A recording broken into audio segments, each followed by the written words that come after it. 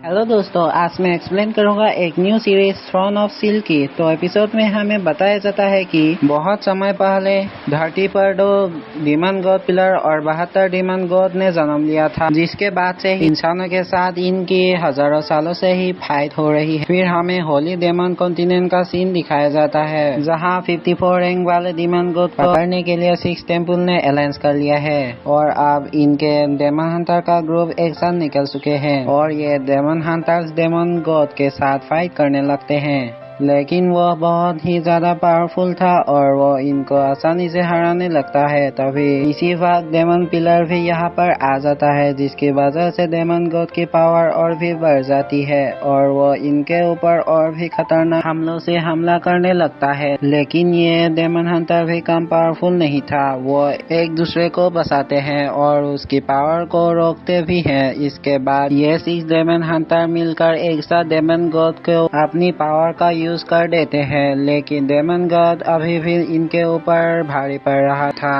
ये देखकर उनमें से एक डेमन हंटर अपनी ड्रैगन पावर का यूज करने लगता है, जबकि उसमें से दूसरा डेमन हंटर अपनी स्वॉर्ड पावर का यूज करता है और वो इसे कैद करने लगता है। लेकिन डेमन गॉड फिर भी खुद को आजाद कर लेता है, जिसे देख डेमन हंटर के ग्रुप हैरान हो जाते हैं। तभी डेमन गॉड यहाँ से भागने लगता है, जिसके बाद डेमन हंटर इसे रोकने की कोशिश करते हैं, लेकिन आखिर में डेमन गॉड इनके हाथ से निकल जाता है और इनकी पूरी मेहनत बेकार होती हुई नजर आती है। इसके बाद डेमन गॉड किसी जगह पर आ जाते हैं, जहां हम इसके असली चेहरे को देखते हैं और इसके पास में एक बड़ा सा ब्लैक ड्रैगन भी था। तभी इस पीछा करता हुआ डेमन हंटर का ग्रुप भी यहाँ पर आ जाता है और इनको पता चलता है कि यह डेमन गॉड तो असल में डेमन एम्परर है, जो आज खुद इनके साथ फाइट करने के लिए आया है।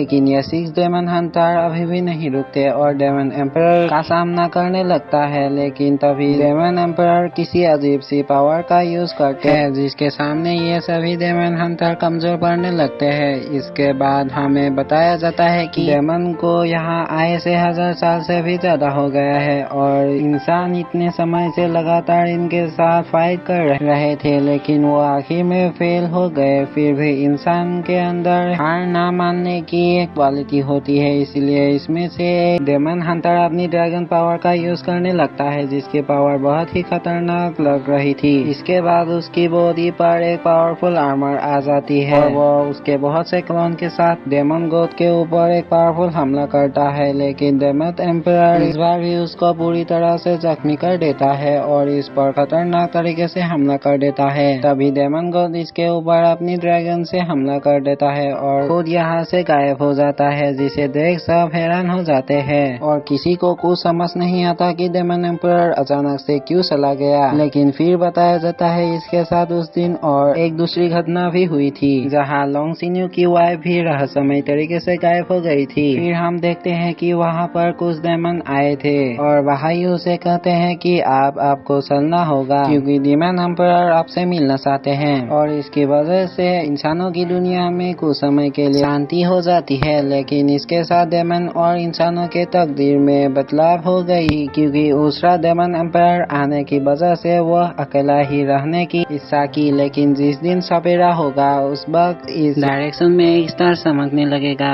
इसी डायलॉग के साथ ये एपिसोड यहीं पर खत्म होता है।